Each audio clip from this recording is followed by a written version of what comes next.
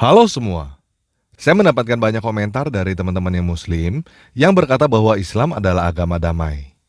Benarkah Islam agama damai? Yuk kita periksa sama-sama.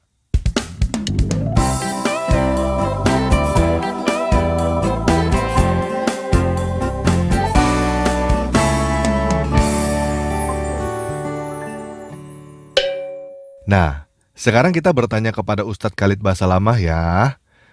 Assalamualaikum Ustadz, saya mau bertanya nih, benarkah Islam adalah agama damai? Maksudnya, benarkah Islam disebarkan tanpa pertumpahan darah? Kalau seandainya ada orang Nasrani, Yahudi, semua orang kafir yang mengatakan kepada Anda Islam dikembangkan, diekspansi dengan perubahan darah, katakan iya. Memang iya. Karena banyak orang Islam, subhanallah, kayak orang yang ketakutan kalau dikatakan Islam itu disebarkan dengan pedang. Saya katakan ikhwas sekalian, memang Islam dikembangkan dengan pedang. Jihad itu dikumandangkan memang dari dulu. Ada pengembangan Islam dengan dakwah, ada pengembangan Islam dengan pedang. Nabi SAW menyerang Mekah itu dengan kekuatan memang. Sampai menaklukkan Mekah, akhirnya tersebar Islam di Mekah. Dan kalau tidak ada jihad pada saat itu, Mekah akan tetap jadi kota kafir. Jangan dilupakan sejarah itu. Hah? Gak salah Ustadz. Kok saya sering mendengar bahwa Islam tidak menyebarkan agama dengan perang? Katanya Islam hanya berperang kalau diserang. Awalnya dari jihad.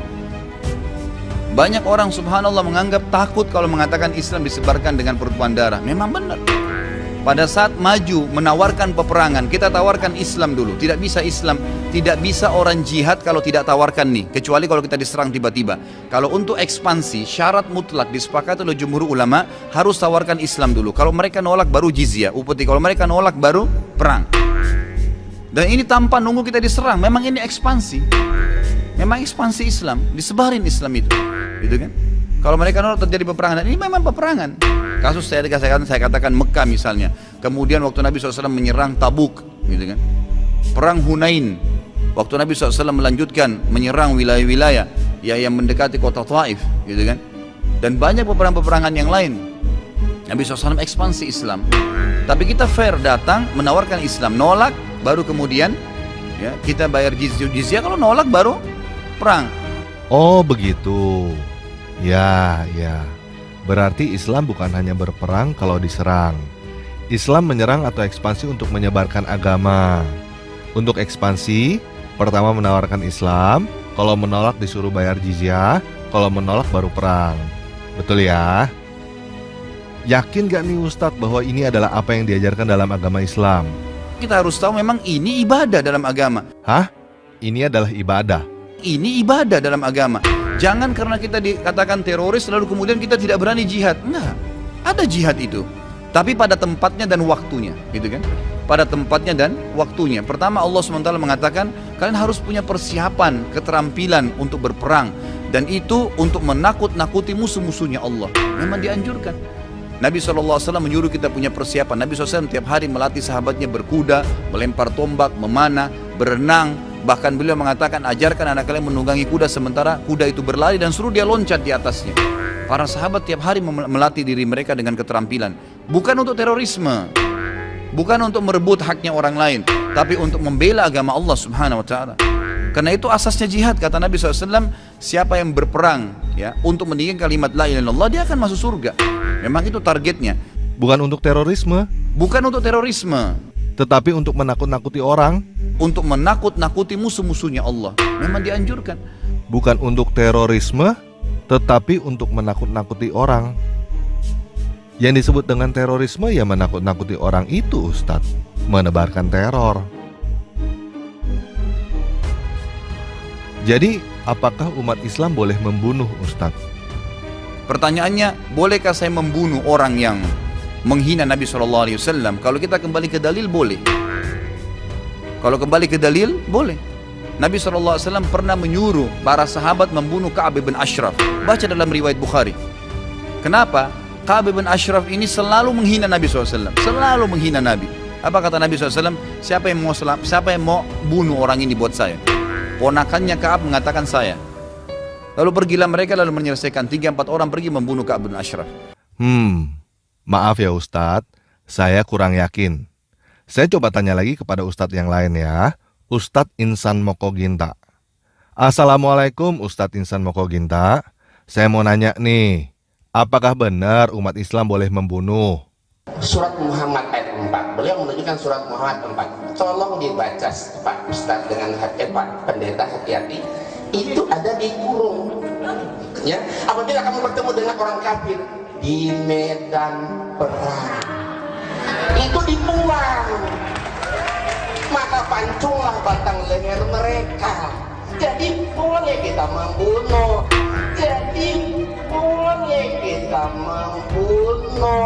Tetapi terhadap orang kafir, dan itu pun di medan perang. Oh begitu ya.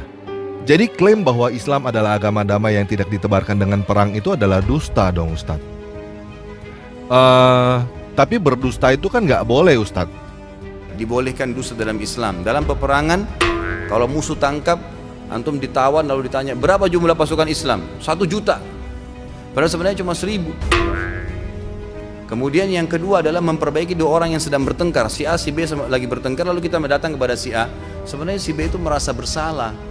Cuma dia lebih tua, dia nggak mau mulai minta maaf. Padahal si B nggak bilang itu. Ini dibolehkan islah dzatu bayyin namanya, memperbaiki 2 orang. Ustadz ngaco nih. Yang boleh berdusta itu kan si A. Si A itu kan bukan Islam. Kalau Islam mana boleh berdusta. Saya coba tanya kepada Habib Ahmad Zain ya. Assalamualaikum Habib. Saya mau bertanya nih. Apakah benar umat Islam boleh berdusta? Di Islam ada taqiyah. Ammar bin Yasir ketika itu dia kepada jeragannya, bosnya. Nah, dia berbuat begitu karena dia kalau tidak dia akan dibunuh. Tapi di dalam kita itu taqiyah kepada penguasa yang kafir, yang membahayakan apabila kita tidak mengikuti dia punya omongan, membahayakan diri kita. Itu bisa digunakan. Syiah sebenarnya sama, karena Syiah itu menganggap kita kafir. Karena Syiah itu menganggap kita kafir. Oh begitu ya. Oke deh, terima kasih ya Ustadz Khalid Basalamah, Ustadz Insan Mokoginta, dan Habib Ahmad Zain. Gimana teman-teman? Jelas ya? Jadi kalau ada orang yang berkata bahwa Islam adalah agama damai, agama yang tidak disebarkan dengan perang, cuma ada 2 kemungkinan. Orang itu sedang berbohong dengan penuh kesadaran, atau orang itu sedang berbohong tanpa dia tahu bahwa apa yang dia katakan adalah sebuah kebohongan.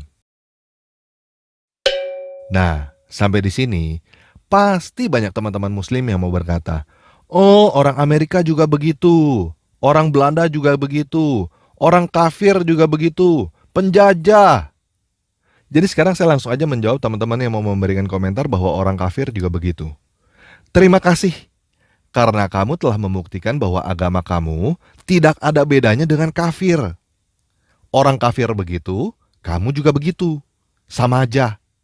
Kamu sama dengan orang kafir. Oke?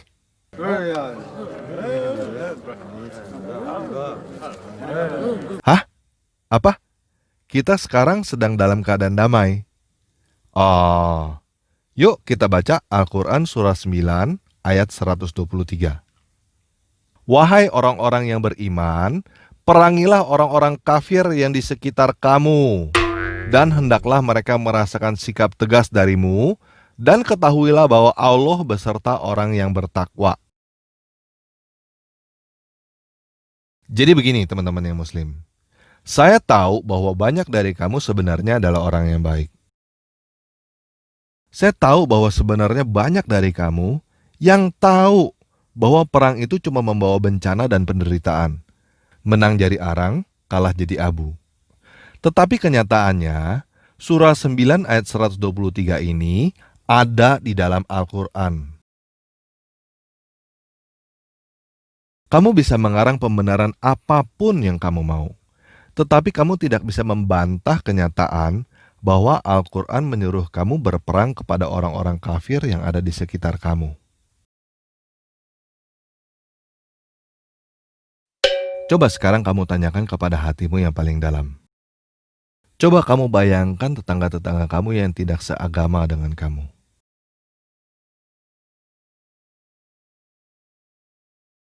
Apakah berperang dengan tetangga-tetangga kamu karena berbeda agama adalah hal yang benar atau hal yang tidak benar?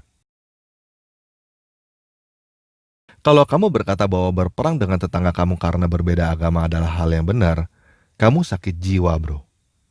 Berperang dengan tetangga kamu karena berbeda agama adalah hal yang tidak benar, hal yang salah.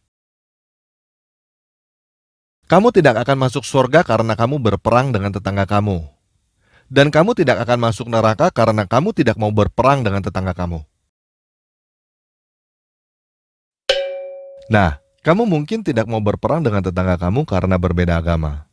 Tetapi mungkin anak cucu kamu yang akan berperang dengan tetangga kamu karena dia menjalankan apa yang diperintahkan di dalam surah 9 ayat 123.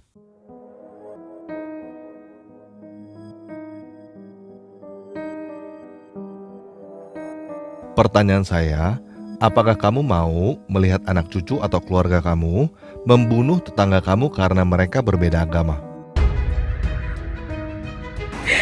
Ini bukan kehendak kami, ini di luar jangkauan kami. Sebagai mamanya, saya yang salah, mungkin saya kurang mengawasi anak. Nggak mau kan?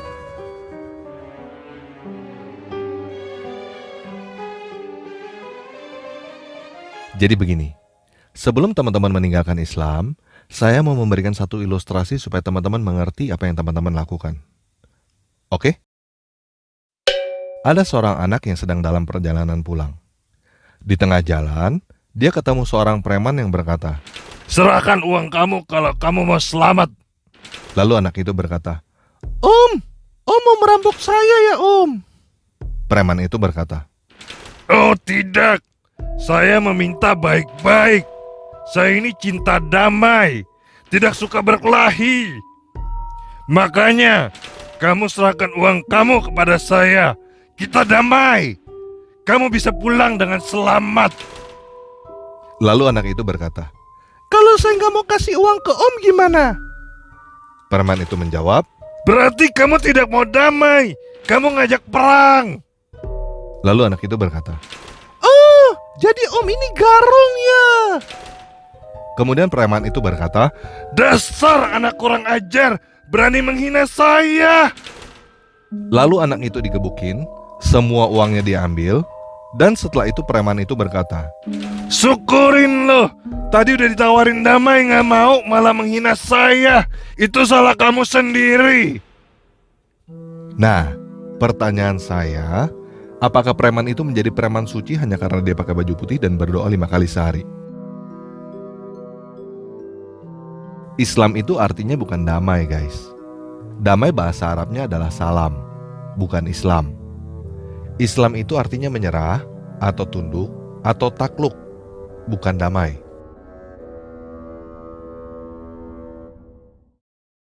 Semua negara yang melakukan agresi militer ke negara lain pasti melakukan apa yang Ustadz Khalid Basalamah katakan.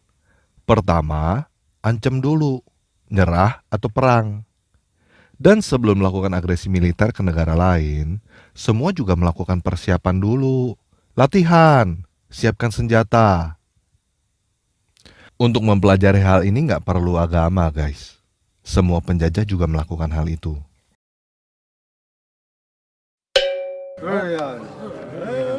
Hah? Apa? Teman-teman mau berkata bahwa Islam disebarkan di Indonesia tanpa berperang? Oke, silakan teman-teman cari di internet dengan kata kunci perang Padri. Ini saya bacakan kutipan artikel dari situs nu.or.id. Selama berlangsungnya perang, pasukan kaum Padri tidak hanya berperang melawan Belanda, namun mereka juga menyerang tanah Batak Selatan, Mandailing, untuk mengislamkan tanah Batak Selatan dengan menggunakan kekerasan senjata. Perang Padri ini terjadi pada tahun 1816 sampai 1833. Jelas ya? Jadi klaim bahwa Islam disebarkan di Indonesia tanpa perang adalah dusta lagi.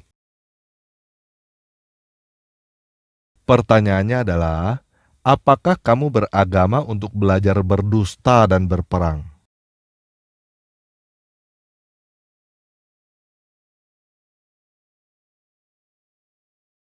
Kamu tidak bisa masuk surga dengan berdusta dan membunuh orang lain, guys. Dan kamu tidak akan masuk neraka karena kamu tidak mau berdusta. Kamu tidak akan masuk neraka karena kamu tidak mau membunuh orang lain. Begini, guys. Pada dasarnya kamu adalah orang yang baik. Untuk apa agama yang membuat kamu berdusta dan berperang dengan tetangga kamu? Lebih baik tidak beragama daripada beragama yang bisa membuat kamu berdusta dan membunuh orang lain. Nggak perlu agama untuk berdusta dan membunuh orang lain, bro.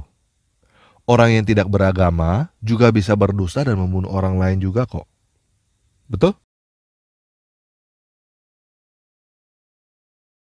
Tidak ada kebenaran dalam dusta, guys.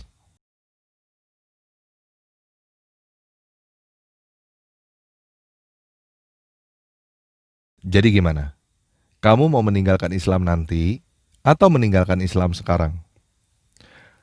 Kamu mau tunggu anak cucu atau keluarga kamu berperang dengan tetangga kamu dulu, atau kamu mau mencegahnya sekarang? Mencegah itu lebih baik daripada mengobati, guys. Setuju ya? Nah, kalau kamu tidak mau berperang dengan tetangga kamu, kalau kamu mau mencegah anak cucu dan keluarga kamu untuk berperang dengan tetangga kamu, katakan saya meninggalkan Islam sekarang. Oke?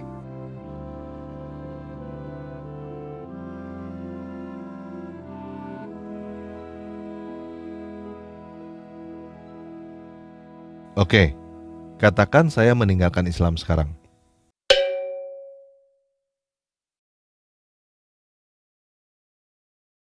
Oke, sekian video kali ini.